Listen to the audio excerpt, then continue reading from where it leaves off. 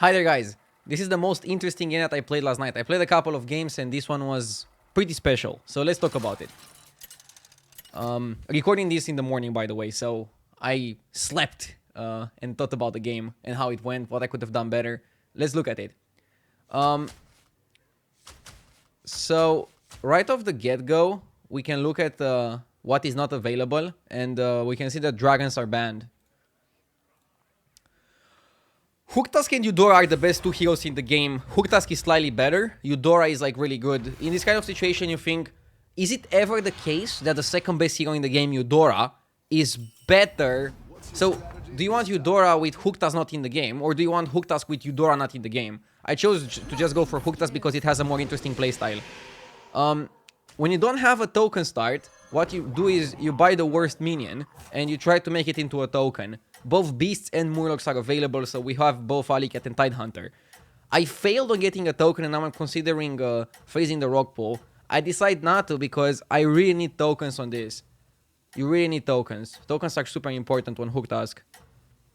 I think it's fine to stay on Tavern 1 until you find the token, because it's more important to get the token than to go to Tavern 2. Once you have tokens, you just power level and try to get the board advantage. You'll see what I mean very quickly.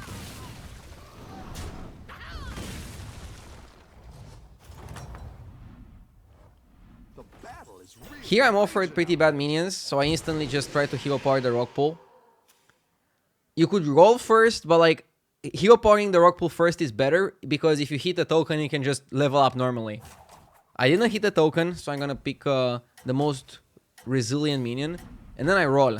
Why do I roll? Because you need tokens. If I go to Tavern 2 and I have like Mechero, I have to like sell double buy, then I don't really have a hero power target. I could level up there, and then next time start my turn by hero powering the Mechero, and if I manage to get the token, then I can still do some decent play. But I think it's just better to stay on 1-1 extra turn. We'll see how this goes. This is 100% a tie, doesn't matter what happens, doesn't matter how the trades go, the result is going to be the same.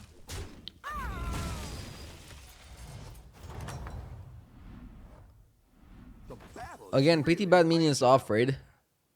And here I'm considering rolling first, I think. Okay, hero powering that first is probably like the most sensible play. Yeah, this doesn't look good. Yeah, seeing that, I'm like, okay, I'll do that next turn. Because if you buy it now, you kind of want to reroll, and that's like very gold inefficient. It's more efficient to just level up. Call it a day. Yeah. Looks good. I mean, you're getting 1-drops over 2-drops, but this might mean that you lose 1 or 2 fights. You're still going to be very, very powerful in the long run. I think so, at least.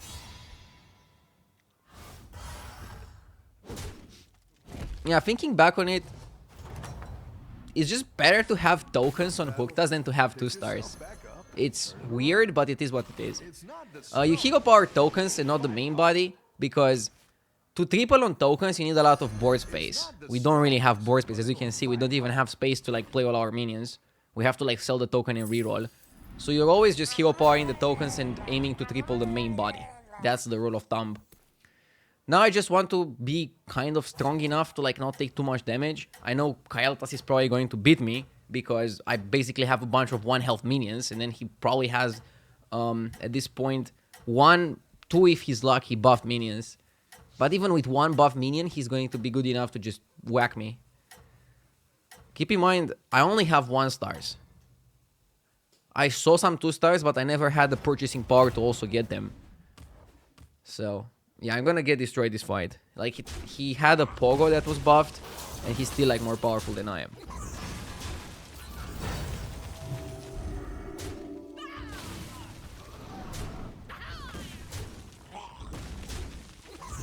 Fine, we don't take that much damage. Comparable with what could have happened. 3 damage is like whatever. A bit more than a homunculus. Now, we start playing. Or not. I'm offered pretty weird minions. You hero power the Mechero because you kind of want to keep the Murloc token just in case you hit a triple that then discovers the Murloc buffer. Then you'd rather have the Murloc token. I'm looking at the Homunculus, I'm like, maybe it's fine? And I will go for it. I think it's fine mainly because you don't really need to go to Tavern 3 now. Because I can just go to 3 one turn later and then just instantly go to 4. So being behind doesn't really matter. Also, I have the luxury of only taking 2 damage for the whole piece, for the whole golden Homunculus, which makes it a bit better. Crowd favorite here is amazing because I can use my 1 extra gold to like perfectly curve out. Look, this board looks beautiful. Next thing you just hero power the Overseer, level up. Looks nice. We have 2 pairs, very high chance of tripling again. We're going places. We managed to save this bad start where we struggled to get tokens, and now we're trying to recover. We have very high chance to win the next fight, and we are pretty strong overall compared to the lobby.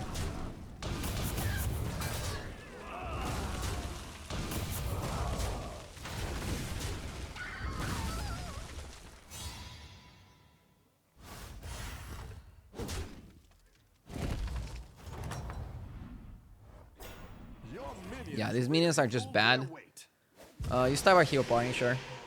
Swab is pretty good. There was a consideration to buy the Zubo there.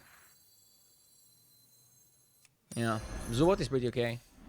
And now, if I had another good minion together with the Zubot, I could have played Swabby, played Zubot, sell both, and then buy another minion. But I was offered garbage, so then you just roll instead. It's not the worst, but like it's not amazing either. Do you ever want to freeze the Leaper? It buffs the Zubot, but like the Zubot is what you want to hero power / sell. So no, you don't want to freeze it. Also, again, next time you want to level up. Hopefully we do well against Millhouse. Again, we are looking strong, but without tripling the Cat or without tripling the Murloc, we're not going to be amazing. We're just going to be decent.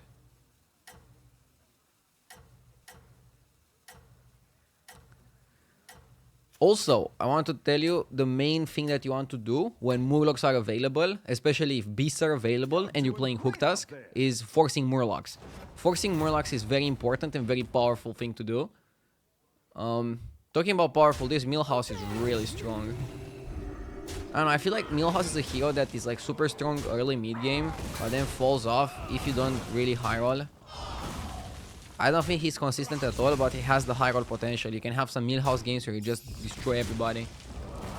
You can have some games where things don't go that well, but this guy seems to be going places. Now he has the luxury of just leveling up and finding some other pieces that he needs for his board. We're taking some damage, but it's still manageable here. Yeah, nothing exciting. So you just hero power that, start things off. Cat, triple.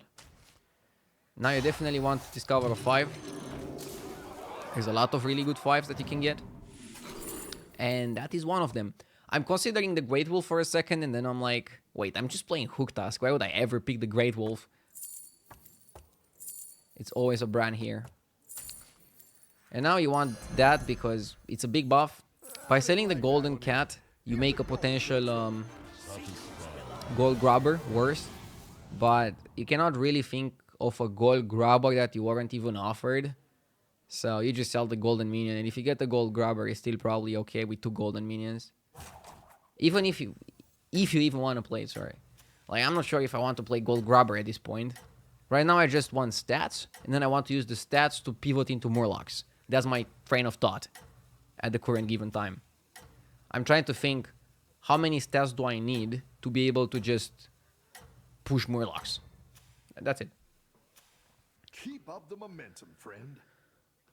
Crowd favorite is also really good, together with Brann especially. Also, me being Hooktusk, I have the highest chance of all the lobby to force Murlocs. Usually if there's somebody playing Murlocs, that's gonna be me. Or Flurgle, but like, you have a higher chance to force Murlocs on Hooktusk than you have on Flurgle. As weird as that sounds. So right now I'm thinking of just like bullying other people out of playing Murlocs and playing Murlocs myself. But at the same time, stats are also pretty good. Seeing now that I get offered the second crowd favorite, the situation becomes very tempting.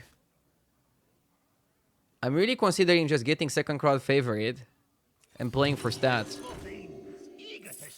Yeah, I went to Tavern 5 because I'm strong enough to win a fight against the last place guy. And I just want buffs. Right now, I'm not even sure if I want to go full Murlocs. I only have 2 Murlocs, and they're pretty bad. Again, ideally, I still want to go Murlocs, but it's a bit dicey of a situation.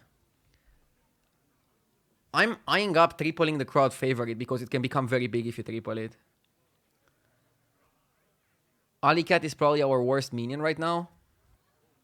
But it's a beast, and it's a golden. So there are some reasons for why you would like to also keep the Alicat here. It's a tough spot. I don't know exactly. I probably should be scouting the lobby a bit more thoroughly. And I think I scouted at some point and like see what people are playing. Yeah. Like, nobody's going Murlocs. Other than, not even Flurgle was going Murlocs, really. And I'm like, really? No Murlocs? So I'm like intrigued. Because I was thinking of playing stats. No Murlocs means you could play Murlocs, or if you're offered, you could still play stats and win the lobby. Seeing that people are mixed or beasts definitely reinforces my bias that I want to do that. 100% loss. I'm getting wrecked by Edwin. But the thing is, he's playing beasts. We are able to beat beasts with both stats and Murlocs. So he's not really a threat in the long term. But now after looking at what other people are in the lobby are doing, if I'm offered buffs, I'm very fine to go for stats. Even though Murlocs are higher power level, if it's easier for me to just build stats, I will go for building stats. 10 damage is a lot. And 11 health is not that much. 11 health means I can easily just die with another loss. Gotta be very careful. I see that Magician, and I kind of have to get it. Why? It buffs a lot. It buffs 4 minions of mine. And I can hero power it and get the crowd favorite. It's too good not to buy. And now another Magician. And an Overseer. And yeah, you have to sell the Murloc, unfortunately. And I go for crowd favorite triple. Miss, but get the Hallmaster, which is a buff. And it again buffs 3 minions. Like, I'm kind of forced into playing stats now. But what can you do? And it's fine because nobody in the lobby is playing Murlocs.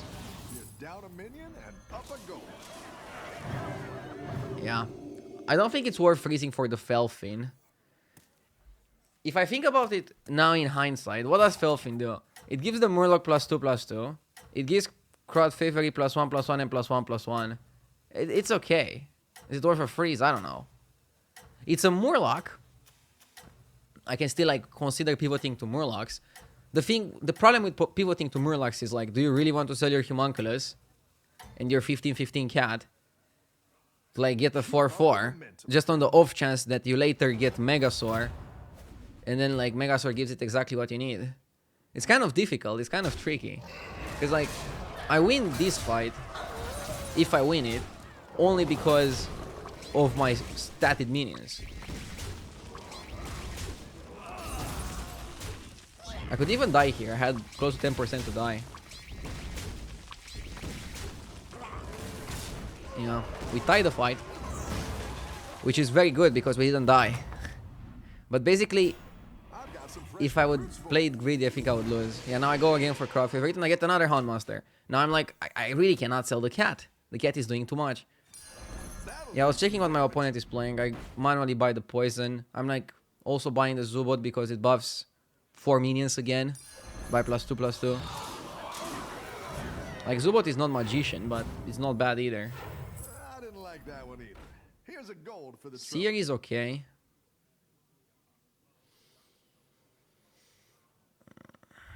But do you really want to sell the Battle Master to get a Seer? Probably not. You could just play the fight with Houndmaster. But I think you should just play it out and roll twice.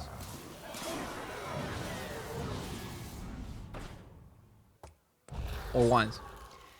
Losing 1 gold is fine. Like, there are turns where you go roll every single gold you have, and then chat writes -10 kick W. So like freezing something and then selling a minion to play something else to get stronger is pretty good. It doesn't matter at this stage of the game if you waste 1 or 2 gold. If you go for the crowd favorite triple and 2 Hound Masters, it's a damn good board. And you just take it and say thank you very much. You don't want to waste the opportunity that is presented to you. Yeah, now my board is strong, but again, I'm very much on the stats game plan. Very, very much. I'm completely destroying Daryl. Even have a huge chance to kill him. And now I'm just like feeling the stats. I should, at this point, lobby check again to make sure that nobody's playing Murlocs. The thing is, if somebody's playing Murlocs, can I really respect that? Am I really in a spot where I can play around them having the exact full comp? Not really, so it's probably just best to focus on my crowd favorite, do my thing, outstat everybody else, and just hope nobody goes full Murloc Divine Shield Poisonous, because I will probably lose to that. I'm fighting the dead guy. I should definitely lobby check now. Why am I not lobby checking? Well, with getting Megasaur, I should definitely lobby check. Okay. I see no Murlocs. Or like 1 Murloc, I think it was. Like, there were Murlocs on the dead guy, and I don't know if anybody else was playing Murlocs. I'm buying the Hound Masters for the stats. I'm buying the Hound Masters mostly because I'm facing the dead guy. And I think here I will play Megasaur only for 1. Just so I can hero power it and then also buy the 5-drop. You could consider this as being bad because I'm fighting the dead guy.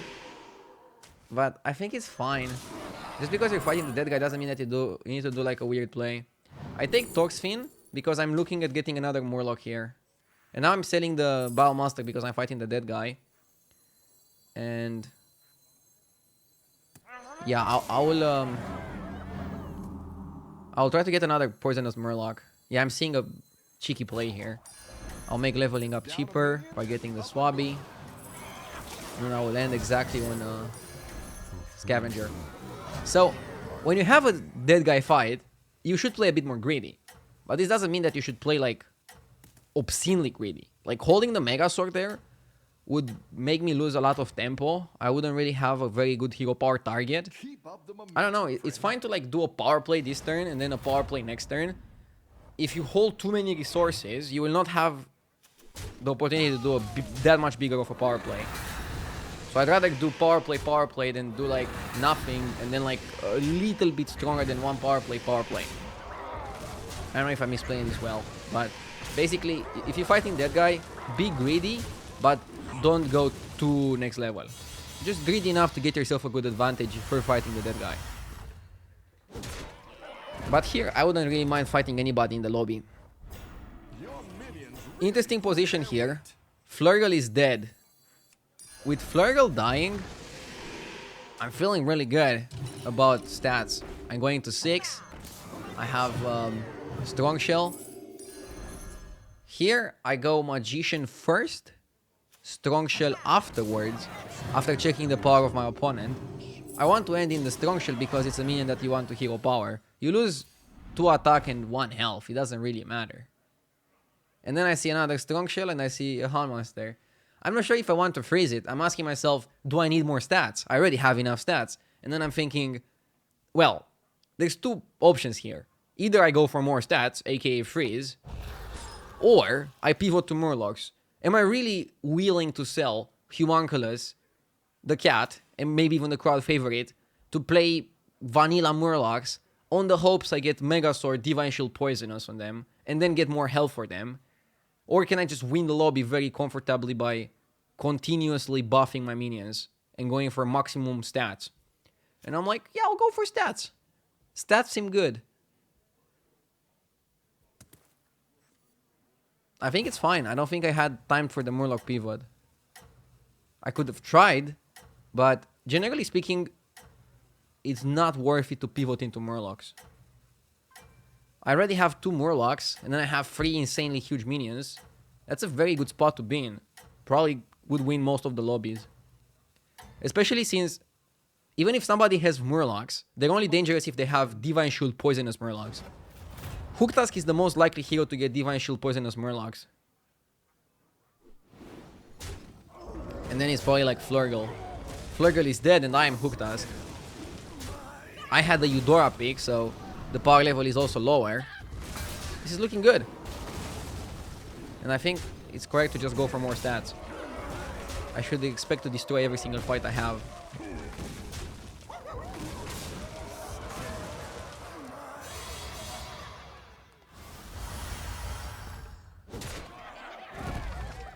A lot of damage dealt.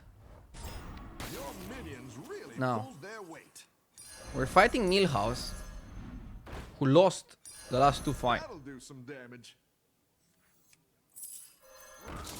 Going for Primal Fiend. Yeah. Pretty bad offers. I just picked the Battle Cries to buff my crowd favorite a bit more. I could have hero powered the Murloc. Probably I should. But I can still hero power the Scavenger, but it's still better to hero power the Murloc first, because maybe you get different options. Maybe you get Argus, and with Argus you can get a better Scavenger. So I made a mistake there. I was too reckless. Gold Grabber, but like it's not amazing there. And I would want to sell it to buy both the Seer and the Bagargle. So, small mistake there. I should have hero power first. I didn't get the Argus, but if I did, it would be a big mistake there. What would you taunt if you get Argus? You'd probably taunt crowd favorite, and then either one of the Murlocs or Brann.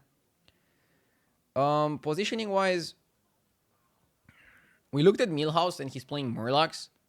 It's super early in the game. I cannot really expect him to have like super dangerous Murlocs.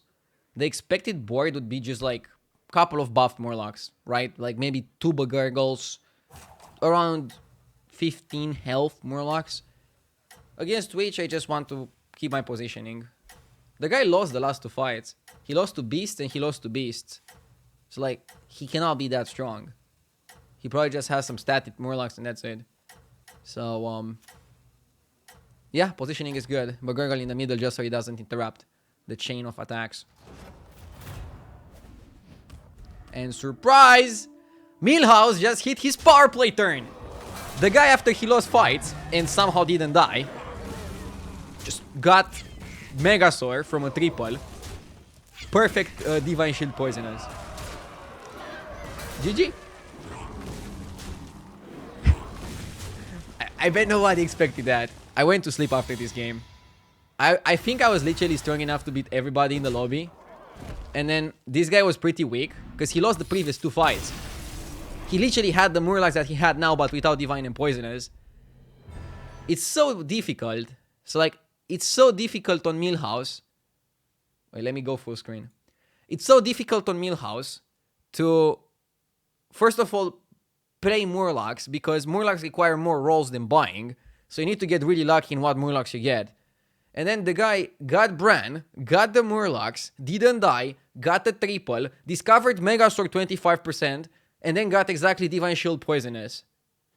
Exactly when he was 5 health after losing the previous fight. Exactly for the fight versus me. Like, if he wouldn't fight me there, he would beat anybody else, I would beat anybody else, and I would get like... I would see that he's beating everybody else, and then I would be like, what is this guy doing? Maybe I would pivot to like stats, or maybe I would get like an unstable ghoul or something and have like a chance. If not, I would still take second place. This game ended with me taking 4th place, tied with 5th. I lost as many ranks as I would get for a 3rd place, for a game that I should have like normally won under every single circumstance. This just shows like how sometimes Battlegrounds gets you. And I think it's a lot about the mental. You have to be like very mentally resilient to be able to like play the ladder and not tilt, because I was pretty upset after that game. Like, I literally closed the game and went to sleep. But now in the morning, it's good to talk about it and see like if I could have done something better. I still don't think I should have pivoted to Murlocs, because I couldn't really expect anybody to like realistically build Murlocs. And I think my comp was just like going to win the game almost every single time and deserve to win every single time. Deserved. I mean, I got Hooktusk and Eudora offered. So like, I don't know. It's a lot about the mental. Just don't tilt. Try to do your best. If you get unlucky, whatever, move on. You'll also get lucky at some point. There are plenty of videos where I also get lucky. But I think this video is important, and that's why I want it to be on the channel. I think there were some audio issues, so I'm sorry for that. I don't think I could capture the audio perfectly. And after doing this review on already a recorded game, I actually feel I do and I talk better if I talk about the game while it's happening, because you can see my thought process rather than just an analysis. So in the future, I'll probably like prioritize talking on the game as it happens. But I still hope you enjoyed this video. If you did, let me know in the comments. If you want more exclusive YouTube videos, I will do them. But again, I think I will just record my thoughts as soon as I record the video, and then only publish the videos that have interesting games. Because basically what I did last night, I played like, I don't know, 3 or 4 games. And this was like the most interesting one. So I'm just like recording my thoughts on it. What I can do in the next days is record 5 games with commentary and then only publish 1 or 2 that are really good out of those 5. I can also do that because I feel like live commentary is like still a little bit better. But I really got good input and good feedback from like people watching the YouTube channel, really enjoying the commentary just on the game and me not talking to chat and thanking subscribers, which is what I normally do during a Twitch stream. So if you like this type of content and if you want to see more YouTube exclusives, don't forget to like, subscribe, and all that good stuff. See you in the next video. Have a nice day.